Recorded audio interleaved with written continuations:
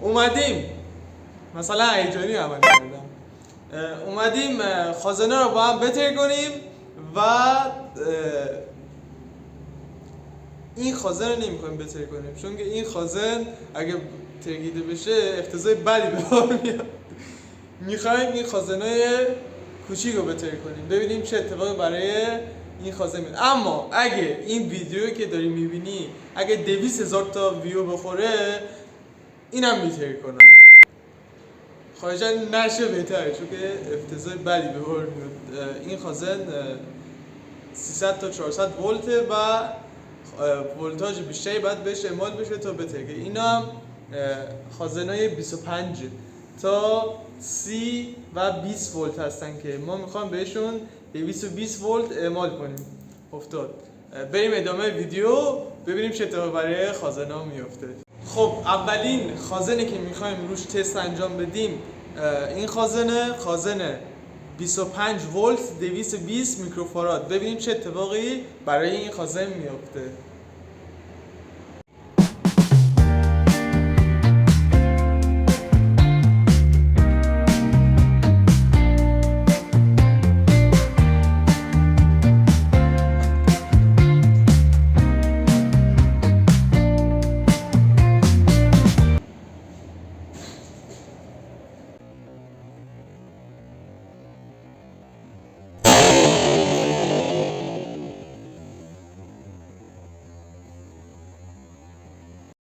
خب دوستان مثل اینکه از قسمت عقب منفجر شد، اینم از خازن، از بغلا آسیب ندید، از پشت منفجر شد.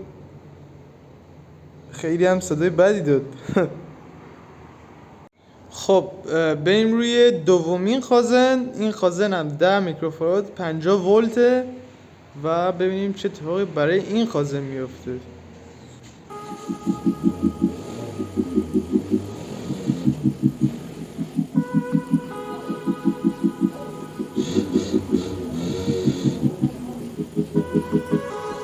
من دوربین ببرم نزدیکتر که شما دقیقاً اتفاقی که برای خازن میفته رو ببینید.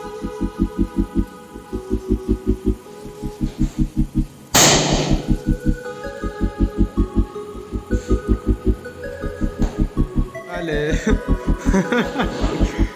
تونستیم یه پایش رو پیدا کنیم و بقیه اجزاش اصلا معلوم نشد چی شد، نابود شد.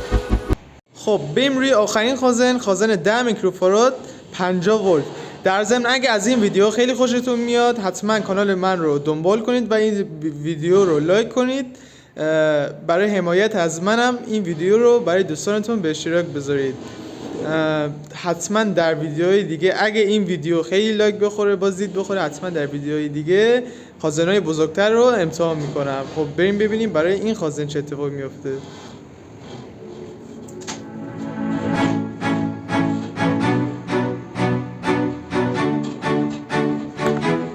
من دوربین میبرم نزدیک کاملا شما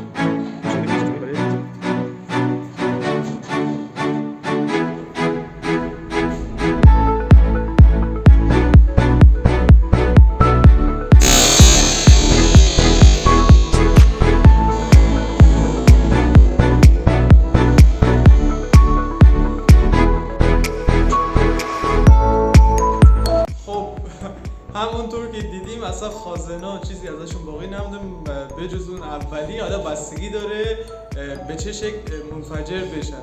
اگه از این ویدیو خوشتون اومد حتما این سومین باره که میگم حتما این ویدیو رو لایک کنید، از من حمایت کنید، کانال من رو سابسکرایب کنید.